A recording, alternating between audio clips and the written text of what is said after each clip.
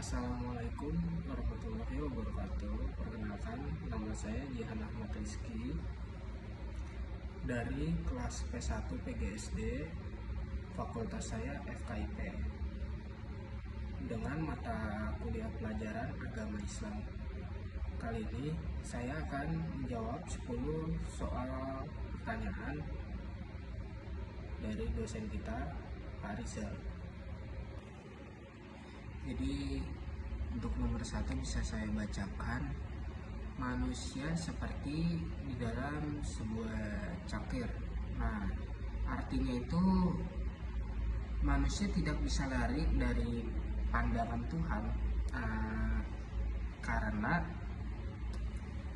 yang memegang cangkirnya itu adalah Tuhan. Nah, jadi saya simulasiin aja pakai cangkir nih, nah, kebetulan. Jadi manusia itu ada di dalam cangkirnya ini nih. Nah, yang memegang itu adalah Tuhan. Nah, jadi setiap segala aktivitas manusia maupun yang gimana pun ya, karena manusia di dalam cangkir tetap kelihatan ya. Mau dia kabur sampai ujung dunia karena manusianya di dalam cangkir ya tetap kelihatan gitu ya. Jadi maksudnya itu manusia itu nggak bisa lari ataupun apapun ya, pokoknya dari genggaman Tuhan itu nggak bisa keluar dari takdir, nah, karena Tuhan yang memegang cangkirnya. Jadi seperti itu. Untuk nomor 2 bisa saya bacakan. Menjalankan dan meninggalkan ibadah, keduanya ada risiko.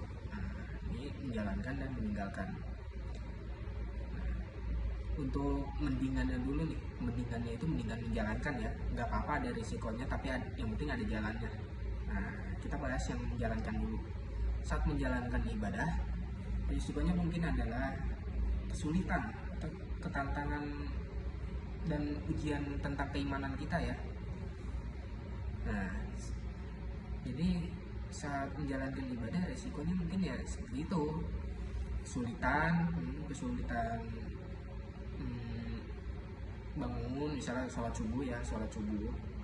Nah, itu kesulitan bangun. Nah, kesulitan seperti itu. Nah, tapi kalau untuk kesulitan meninggalkan ibadah, nah itu yang paling fatal tuh ya, itu yang paling fatal.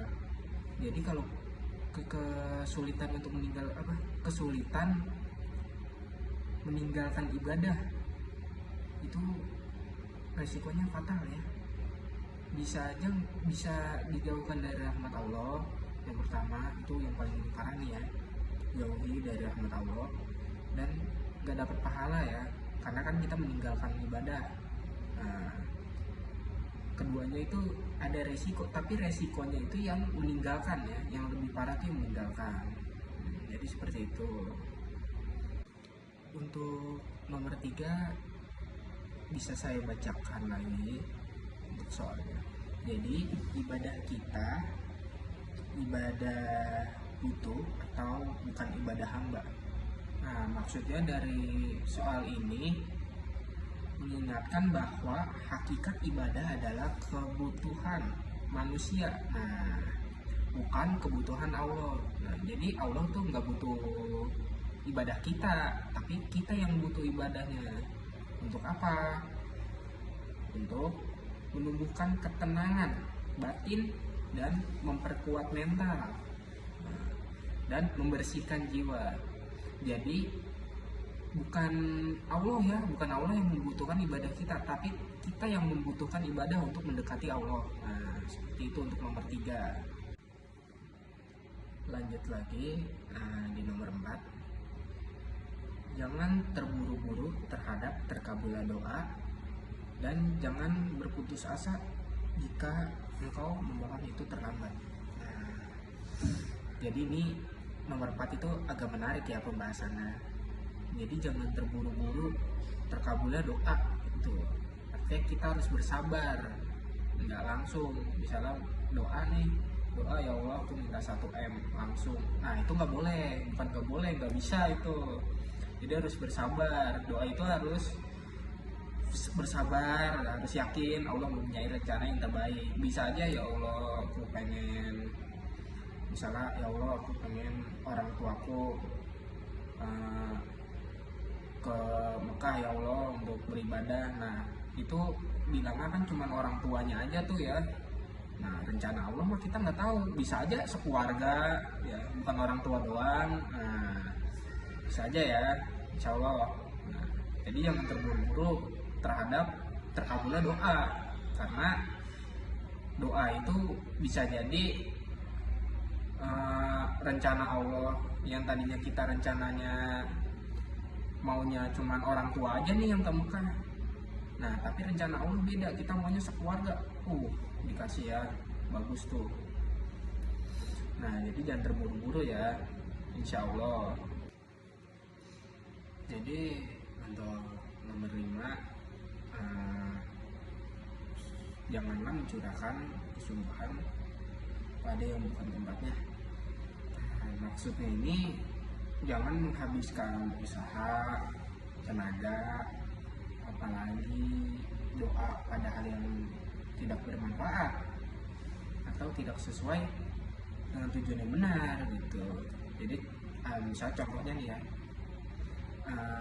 dalam berdoa, doanya mah benar ya teman-teman ya, kita doa, nah tapi di arti apa, doanya tuh salah, pada tempat yang salah, bukan tempat yang salah ya, tapi arti dari doanya salah.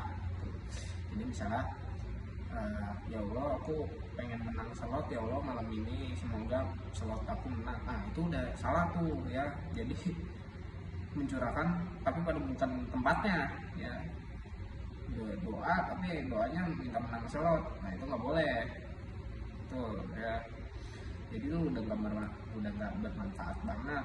Nah jadi kalau mau ini fokus saja pada sungguhan ibadah yang dapat mendekatkan diri kepada Allah ya. Nah, kayak gitu. Untuk bagian kedua yang dijelaskan mutiara-mutiara al-hikam. Nah, untuk nomor satunya saya bacakan soalnya ya. Di antara tanda-tanda orang yang senantiasa bersandar kepada rahmat kepada amal ibadahnya adalah kurangnya sifat araja. Jadi sifat araja rasa berharap ya kepada rahmat Allah Subhanahu wa taala, atau mudah putus asa sewaktu terjadi bencana atau kemaksiatan yang menimpanya.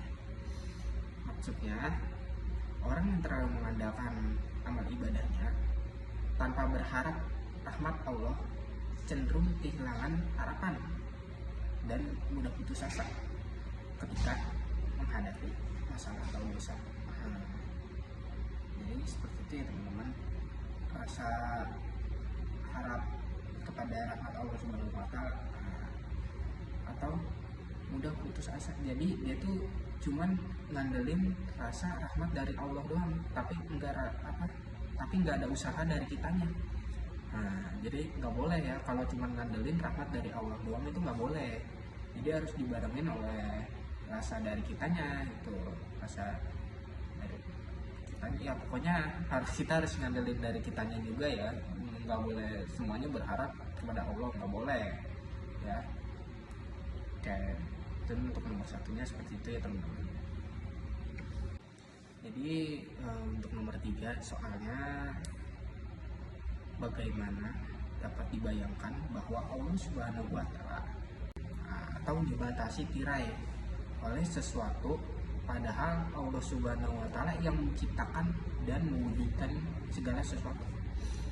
Ini mengajarkan kita tentang bahwa Allah tidak bisa ditutupi atau oleh apapun karena dia adalah penciptanya.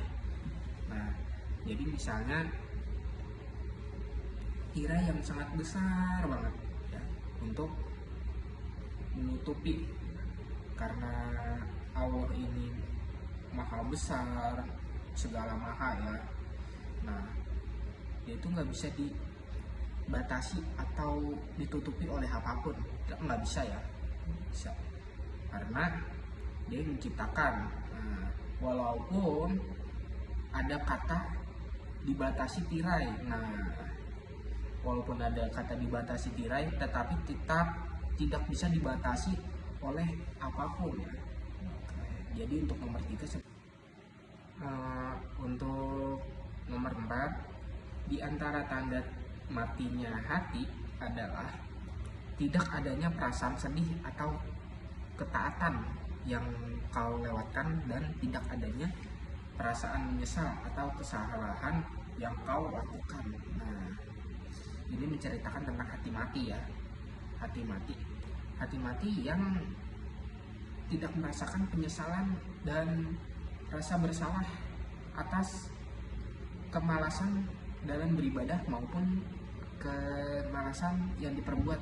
Nah, jadi karena ini hati mati itu sangat bahaya juga ya. Misalnya suara azan maghrib misalnya ya, mau maghrib nih ada azan nih, orang-orang udah pada sholat nih ya, udah mau berangkat sholat, udah azan ya, udah mau berangkat ke masjid, tapi karena misalnya hati teman-teman mati nih ya, rasa cuek gitu ya, rasa cuek ya, yang lain pada sholat, tapi ya karena hati teman-teman mati atau nggak merasakan penyesalan atau apapun atau bersalah, malasan, nah jadinya ya udah bodo amat gitu.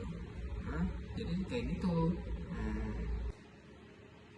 Untuk nomor 5 bagian 2 ini soal terakhir ya teman-teman. Tidak ada dosa kecil jika kau dihadapannya pada keadilannya, dan tidak ada dosa besar jika kau dihadapannya pada karunia-Nya. Ini masuknya udah ke keadilan ya, keadilan Allah Subhanahu wa taala. Nah, maksudnya keadilan Allah Subhanahu wa taala itu semua dosa kecil maupun dosa besar tetap diperhitungkan. Nah, tetapi di sisi lain karunia Allah dan rahmat Allah itu sangat besar ya, sehingga dosa sebesar apapun, dosa teman-teman yang nonton maupun saya, misal dosanya nauzubillahi jalik kan, dosa besar banget. Nah, tapi karena adanya rahmat Allah dan karunia Allah, dosa itu akan diampuni ya, karena pengampunan Allah itu sangat besar ya, walaupun dosa kita itu besar juga ya. Nah, jadi keadilan Allah itu sangat besar ya, nggak bisa dihitung gitu. Gimana cara menghitungnya, nggak bisa karena sangat besar. Nah, jadi nomor 5 kurang lebih seperti itu. Nah, karena semua soalnya sudah saya bacakan, jadi saya pamit undur diri. Wassalamualaikum warahmatullahi wabarakatuh.